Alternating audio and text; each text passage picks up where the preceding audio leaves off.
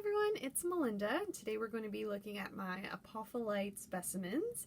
We're also going to talk about and have a look at my Stilbite, Heulandite, and Scolecite specimens as well. And that's not because they're varieties of Apophyllite, they are not, but simply because they tend to grow alongside Apophyllite very frequently and are seen together side by side often in specimens. So it just made sense, you know, to kind of group them together and discuss them all together. So the name Apophyllite refers to a specific group of phyllosilicates, so it's more of a class of minerals. And the name is derived from the Greek word apophyliso, meaning it flakes off. And that's just in reference to this class of minerals' tendency to flake apart when heated due to water loss within the crystal structure.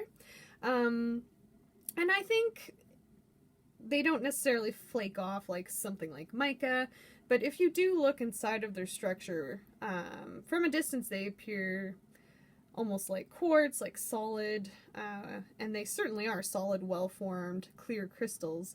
But when you look really close at their structure, you can kind of almost see the flakiness within them. It's quite interesting. So I'll start by showing you my first specimen, and one of my most cherished specimens. And again, you can see there's striations on the sides of the crystals. I wish I could get a face. There you go.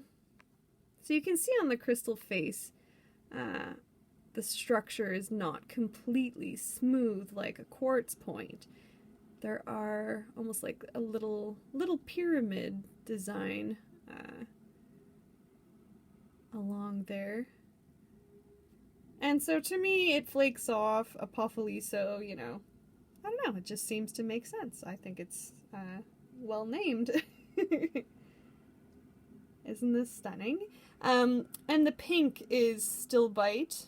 There's possibly also chalcopyrite or pyrite dusting on it as well.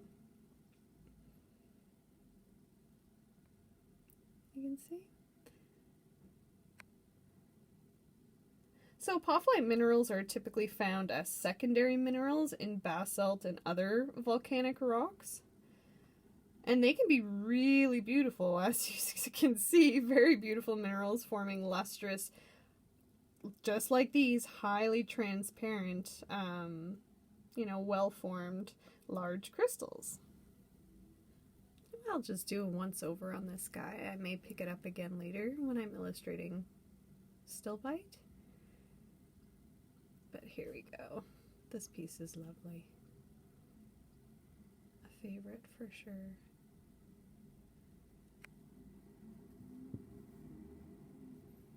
And here's my green apophyllite piece from India.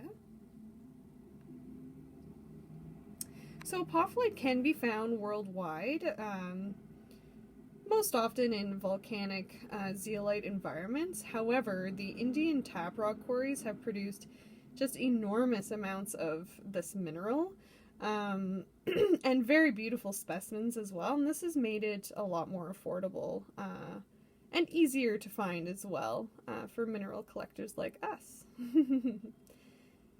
And they do come in multiple formations, so the one you saw before was more of a point, whereas these are more of a cube. However, the points of all the cubes have a crystal face on them, which is really neat.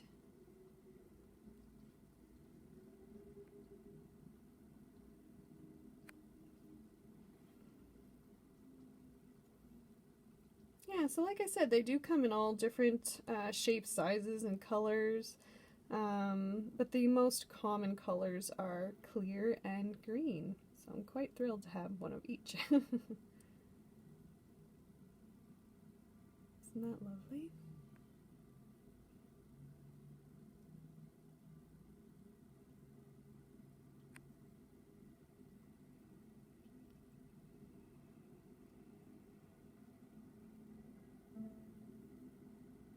You can see some of the faces are smooth, and then some are a little bit rough.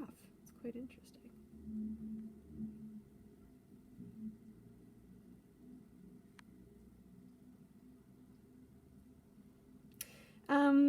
With with apophyllite and zeolites, we often see this green mineral. The last one was more of a pure crystal cluster, but this one is on matrix. That green mineral is called Heulandite, and it usually grows first, and then zeolites and other minerals like apophyllite will form on top of it.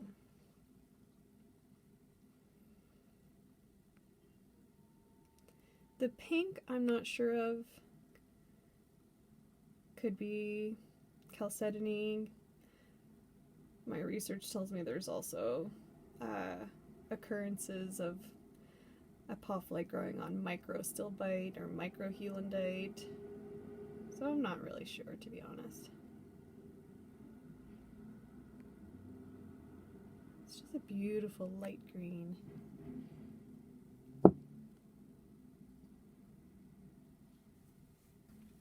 So like I said, apophyllite almost always occurs together with zeolites, with these other minerals you see here, which are classified as a zeolite, and we'll get into that later.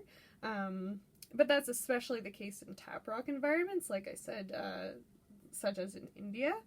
And apophyllite can appear very similar to zeolites, so sometimes it's confused with them and mislabeled as a zeolite, even though it's a separate mineral. The physical structure of apophyllite is different. It forms with tetrahedrons aligning in sheets of phyllosilicates, as opposed to zeolites, which are tectosilicates. So we'll start with Stilbite, and I'll just show you a little tumbled stone.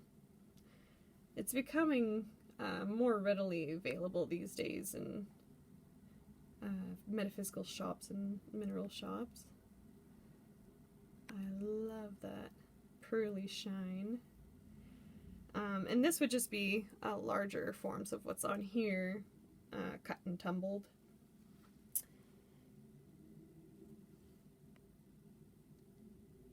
There we go. Isn't that something?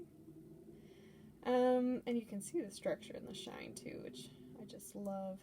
So Stilbite is the name for a series of tectosilicate minerals. And again, it is a member of the zeolite group. And at one time, Heulandite, which we'll look at later, and Stilbite were considered to be identical minerals. After they were discovered to be two separate species, in 1818, the name desmine, which means a bundle, was proposed for Stilbite. And this name is sometimes still used in Germany.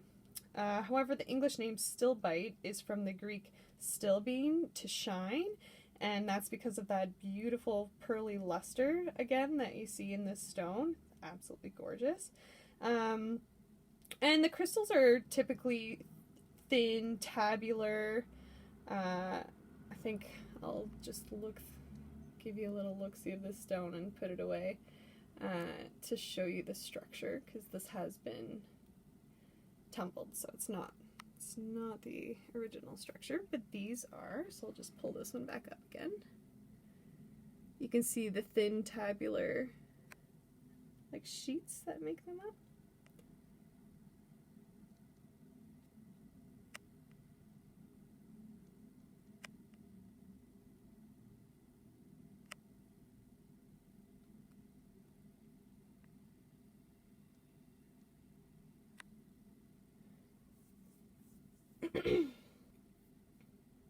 Oh yeah, so and I wanted to say that they're sheath-like, and sometimes even in bow ties, which there are some bow tie formations in this structure. That may be the only one actually, but I love it anyways. There we go. Yeah, and sometimes it's fibrous and globular as well.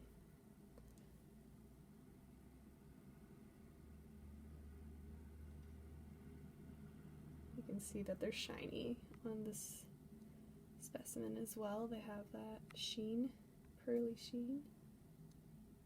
Gorgeous.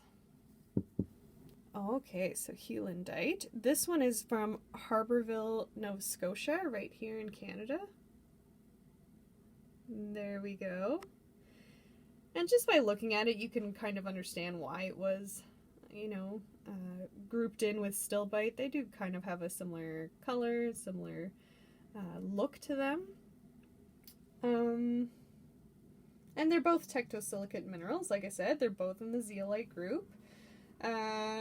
When the two names, well, I guess the two mineral groups were separated, Stilbite from Heulandite, again, that was in 1818, they renamed this particular stone, Heulandite, Zeolite, meaning beautiful zeolite. But at the same time, in a different location in the world, another mineralogist was calling it Heulandite after the mineral collector John Henry Heuland. And Heulandite kind of stuck more so than Zeolite. See if I can get closer. Isn't that lovely? So like I said, Heulandite occurs with Stilbite and other zeolites in what they called amygdaloidal cavities of basaltic volcanic rocks, and occasionally in gneiss and hydrothermal veins as well.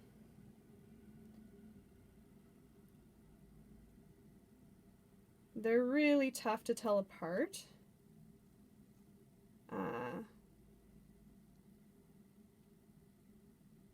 But they can be distinguished with a discerning eye. Apparently Heulandite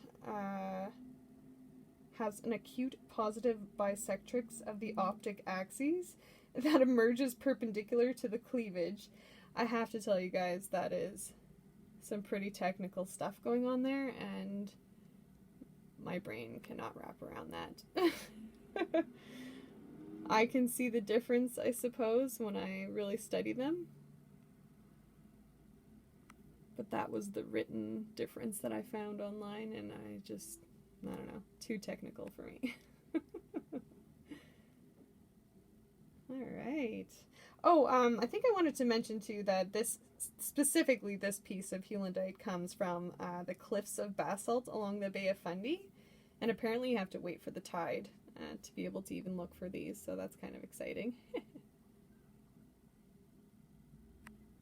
we go.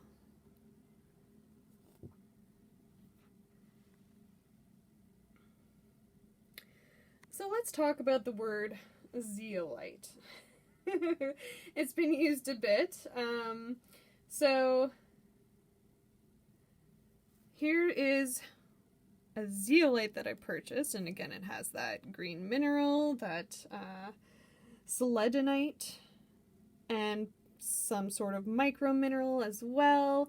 Like I said, I don't know if that's chalcedony, I don't know if that's like micro stilbite, micro heulandite, no idea. I would assume one of the other two, because here is some clear stilbite. Here you can see the growth, sheet growth. There is some here as well.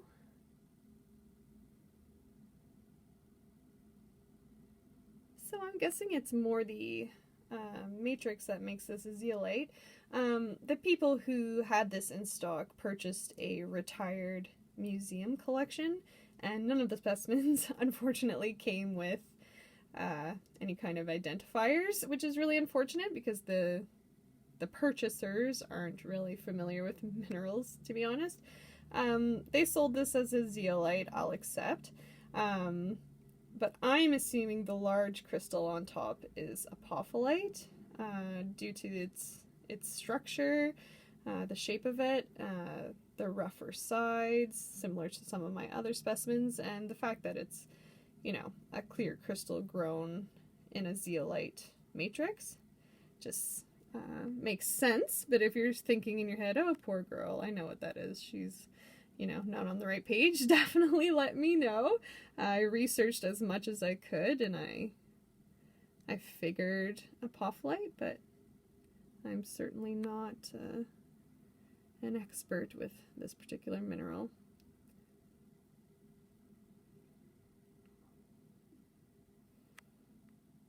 There's that micro stuff on the matrix. So pretty, very sparkly.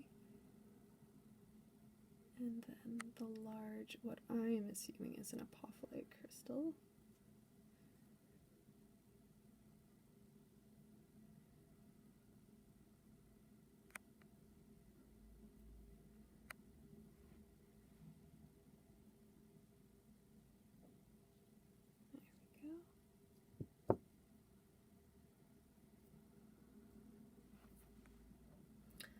So before I go on to the last very delicate specimen, I want to go over again zeolites. They're microporous aluminosilicate minerals commonly used as commercial absorbents and catalysts, if you can believe it. The term zeolite was originally coined in 1756 by a Swedish mineralogist who observed that rapidly heating the material, which we believe was probably Stilbite at that time, produced large amounts of steam from water that had been absorbed by the material. So based on this, he called the material zeolite, from the Greek zeo meaning to boil and lithos meaning stone, to boil stone. And even though zeolites occur naturally, they're also produced industrially on a really large scale. And the zeolites that I'm showing you today are only a few. The most common ones are analcine, chabazite, clinotyplolite, again, Heulandite, which we've seen, naturalite, philipsite, and stilbite, which we've seen as well. But another one that isn't necessarily as common, although there has been a lot more, I would say, like cabochons and things made of this mineral as of late, but in its raw state it's not overly popular, certainly achievable, but maybe not in every single person's collection. That mineral would be Scolecite, and it's extremely delicate. So before I pick it up, I'm just going to go through my little ramble about it. So Scolecite is a tectosilicate mineral, again belonging to the zeolite group, and it is a hydrated calcium silicate mineral. It was described in 1813 and named from the Greek word scolex, which means worm, and that's because of its reaction to the blowpipe flame. And as you're about to see, Scolecite commonly occurs in sprays of thin prismatic needles, makes them extremely, extremely delicate. And with this one, it's going to crumble. Try to not, have a heart attack. I'm going to try not to. And it is fitting for this. Not only is it a zeolite, which makes it fitting for this video, but it does have some little green broken pieces of apophyllite on it as well. There we go. So I'm not gonna handle it too much. I'll just kind of show you as many angles as I can without handling it too much. It's definitely my most delicate specimen, and I do have a few pretty delicate ones, but this one is terrifyingly delicate, and I definitely do not handle it very often. Just when I'm, reorganizing things, and I guess in this case so I can show you guys. You can see the green apophyllite. Isn't that just an amazing structure? I saw it and I just couldn't believe it. I was still fairly new into the mineral world, and it was in like a locked display case, and certainly wasn't a very cheap specimen. And I said, "What is that?" And they said, "Oh, it's a mineral called Scolecite." I said, "Okay, well, it is now mine, please. Thank you." That has to go home with me. And it was terrifying bringing that home. I carried it in my hands. I was too scared to wrap it up and throw it in a bag. Can't even imagine. Yeah. I hope you guys like it. It's getting very gloomy outside. Hope my video is not too dark. Isn't that just something? It freaking blows my mind. Okay. Alright. I think you guys have probably had your fill. Oh my. Anywho. Ugh. And there we have it. I hope you enjoyed my Apophyllite crystals, as well as their, Zeolite companions, Stilbite, Heulandite, and, the Cherry-on-tite Scolecite. Yeah, thanks so much for joining me, guys. I hope you'll join me again next time for my, upcoming videos. Have a good day, everyone. Bye!